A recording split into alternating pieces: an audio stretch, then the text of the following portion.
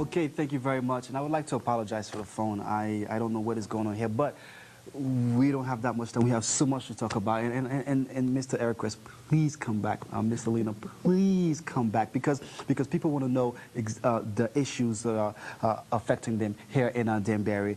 And we left off talking about the Right. Well, also she had asked about senior housing. Senior housing, right. During Gene's administration, at that time he had proposed senior housing going in where our police department is supposed to be going at this point.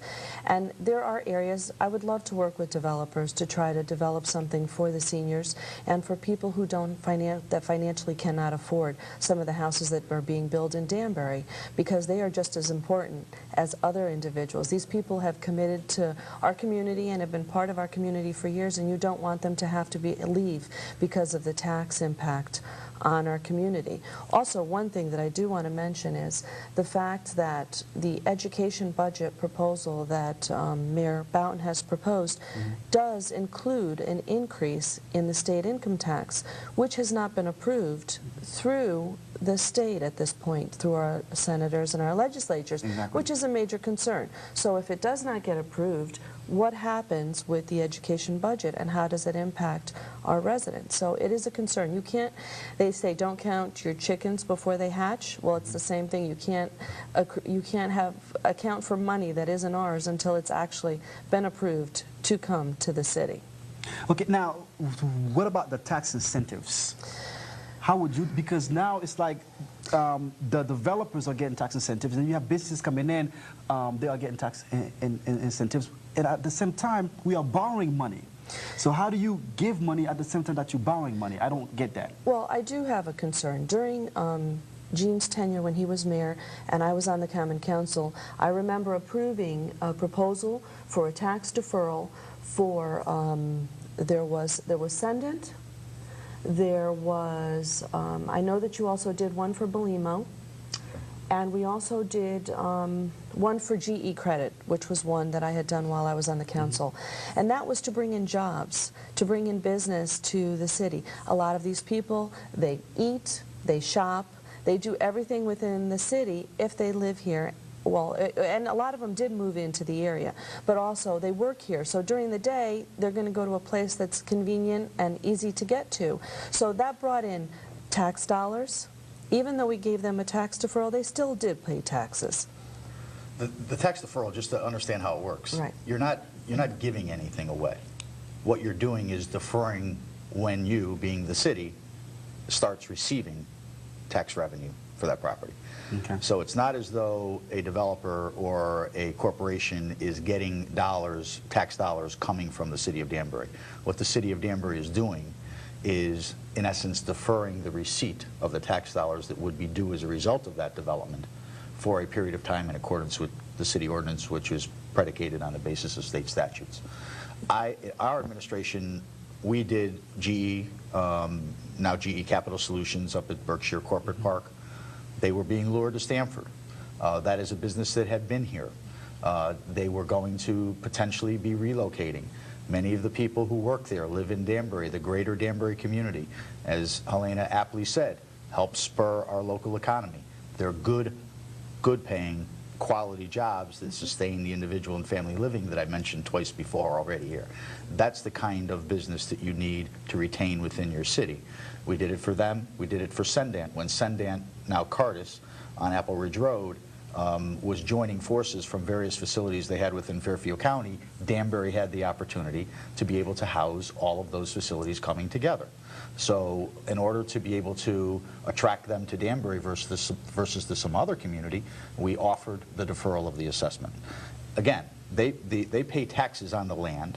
They pay taxes on the personal property, the furniture, fixtures, and equipment that exist within their facilities, but they don't pay the real property tax on the value of the improvements, the building, if you will, if it's a new building, or the improvements that go into an existing building for a period of time in accordance with that schedule of the city ordinance, which, as I indicated, is predicated on state statutes. The one thing we never did in the history of the city of Danbury, ever, in the history of the city of Danbury, is give a tax break or a tax deferral for residential development. I never did. I opposed it. I in Why? fact argue. Why did you oppose it? I can tell you, but let me just tell you that I, in fact, argue that it's not allowed by state statutes. It's not what the spirit or the intent of the state statute was that really is the enabling legislation that allows municipalities to give deferrals of assessment.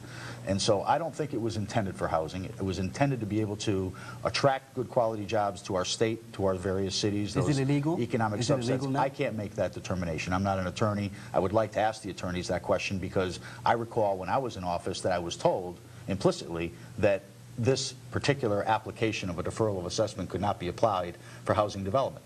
I would have never applied it to housing development because it had never been offered to one residential homeowner in the city of Danbury, or those who built homes in the city of Danbury throughout its history. And who is it benefiting? The benefit, I'm telling you, inures to the developer. Because if I can, using an example, a raw example, if the market value of a house, of a condominium unit is $100,000, and I can go to you and say, you, Ivan, as a prospective buyer, you won't have to pay property taxes on that unit that you're going to buy for 7 years. Mm-hmm. Am I going to sell you that unit for $100,000 if that's what the market can bear? Or am I going to sell it to you, and would you be willing to maybe pay $110,000 or $115,000 in my example? Yep. Who's benefiting? The developer. It's residential development. And residential development, in my view, in this city has never needed any assistance to occur. Let me ask you this though: if who's the watchdog here? If the spirit of the law doesn't provide for the current mayor to do this, why is it the state on him right now? Well, it's not the state. I mean, we need to police ourselves in essence. But all I'm suggesting to you is that the spirit and the intent, when you look at the historic background of the legislation, was to be able to provide for business relocation, for business retention, mm-hmm. To grow good quality jobs that could exist within the state of Connecticut and within the respective municipalities within it. And so when I remember having that discussion when we enacted the ordinance, because it got enacted during my tenure, mm-hmm. and the bottom line is that it wasn't for housing. It wasn't intended for housing, and I would never intend it or apply it for any housing development, because that's going to benefit the developer, not the people who are acquiring the property. Ms. Alina, how would, well, if you get elected, how would you deal with this? Well, it's a serious situation. I want to bring business back into Danbury. I want to do the same thing that Gene did during his administration. Talk to companies, have them stay in Danbury, or bring a bigger corporation into Connecticut, and possibly offer them the possibility of having a tax deferral on that property, because they bring in their employees, they bring in dollars. Mm-hmm. People spend it within our community. It's a tax revenue for us in Danbury and for all the businesses. Everyone is productive at that point when you have a business coming in. You are bringing hundreds of employees, and that is very, very important. And I just think that the tax deferral for a developer does not benefit us at all. It's not bringing anything into the community. Now they're talking about the possibility of the property has received the tax deferral to be used for college students. The issue is not whether it's going to be used for college students. College students are wonderful students. I have 2 sons that are college students, and they're very respectful, and it's a mixture of people that come into the school system, and it's wonderful, and it's also productive. But it has nothing to do with WestCon or any of those students. It has to do with a tax deferral, which should not have been allowed. Because we have lots of developers in Danbury, people that are known throughout the community who have done wonderful jobs developing the community. You have the Nolans, you have the De Silvas, just as 2 examples. They've never received a tax deferral, and they've done wonderful things in this city. If the argument is that in order to attract people to invest their money and to develop in downtown Danbury, you need to give them tax deferrals, I would argue that you don't, because all of the redevelopment properties in downtown were Liberty Terraces. There was no tax deferral given to the gentleman who developed that particular property and his company. There was no tax deferral given to any housing within the downtown that was developed. Palace View Housing, Harrison Square, others that occurred, and improvements that occurred within housing in downtown Danbury. There were no tax deferrals given to be able to facilitate those improvements. But there were to be able to try to attract good quality businesses to be able to get what became Webster Bank into the building adjacent to the Patriot Garage for the ICE facility. And uses like that. But the bottom line is you're looking for people to invest and to rebuild your center city. And that you need to happen from a commercial standpoint. But there's an issue of fairness when it comes to residential, because no residential developer, no resident of the city of Danbury before this has benefited from a tax deferral or a tax break to be able to reside in their home. Now let's go back and talk about the mayor borrowing money. And we were talking about, you were saying that there are grants he could apply for instead of, and then you said that we're going to pay for it in the future. Explain that to me, please. Well, there are grants. He has mentioned the issue of possibly bonding proposals for cleaning up areas that are contaminated in the area. Right. As I had mentioned in the other show, under Mayor Eriquez's tenure, they had applied for grants. And I remember those grants coming before the council, and one was phytoremediation, which we took the property on Barnum Road, and they planted these plants in there, and it literally ate the mercury from the ground and cleaned up that property.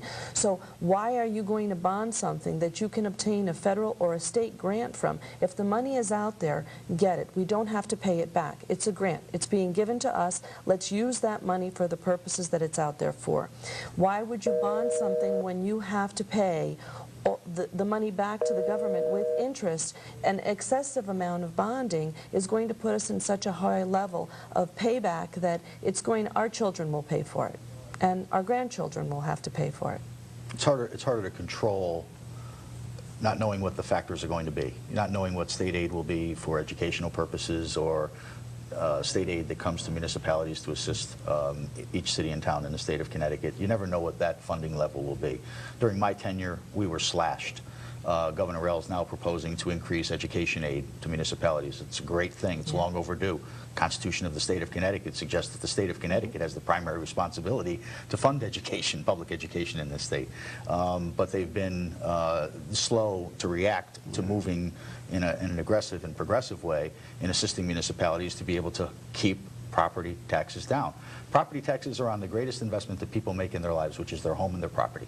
And it's the most, in my view, negative form of taxation that one could experience. We have a call. Regressive. Caller, you're in the air. Caller? Hello? Yes, go ahead. Hello? Okay, I apologize. There is something wrong with the phone, so we're just going to continue the conversation. And if anybody wants to send me an email, please do that. But we have about 5 minutes. Well, there was one more question that Lynn Waller had asked, and it was about English.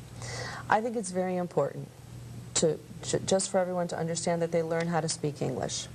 My parents came over and learned how to speak English. They didn't speak 100%, but they did speak enough that they could get by. I think it's my grandfather learned how to speak English. There are people that don't have the ability to learn, and they have family members that help them, but anyone that comes over as a young child needs to learn how to speak the language, because if I travel to another country and I have to live there for a certain period of time, I'm going to be required to speak the language that is spoken in that country. And I speak English.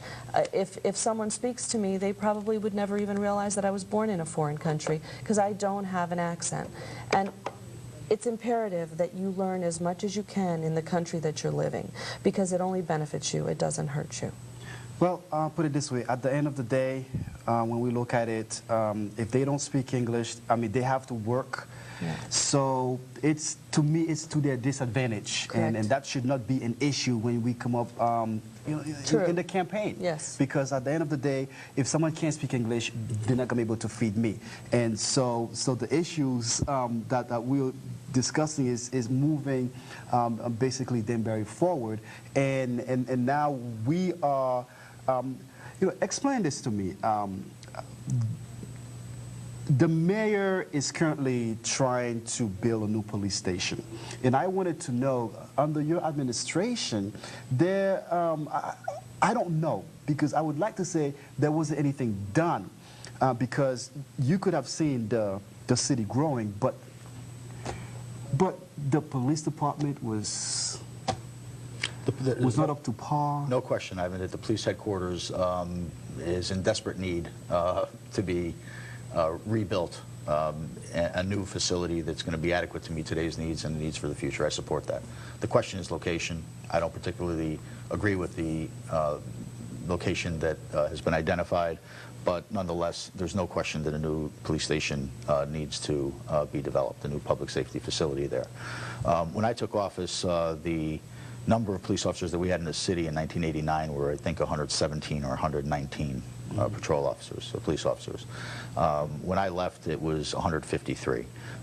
Clearly today, I support, obviously, any move to increase the police number of police that we have within our department as well. That's something that's, I believe, very much needed to be able to keep pace with the growth that we've experienced as well. We did that over the course of 12 years, and I think it needs to continue now and will. Okay. Well, I can't even read that. But anyway, I can't even read that. That's okay. I guess police station, what is it, $18 million or something like that? $48 million? It's not inexpensive to build a school or to build a public safety facility, I can assure you of that. Okay, we have a couple of minutes. Let me say this. We have 1 minute, so I would like to say we have 1 minute. Real quick, the NAACP chapter in Danbury is inviting you to meet and speak to Congressman Chris Murphy. It will be at 9 a.m. Saturday at Ives Manor. It's in 198 Main Street, Danbury, Connecticut. And please show up. It's this Saturday at 9 o'clock. Ms. Alina, I am so glad that you decided to run. And I hope that Mr. Arquez will support. I don't know, to what capacity is he going to support you?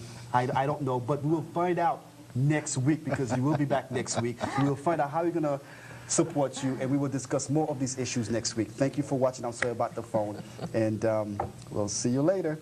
Bye-bye.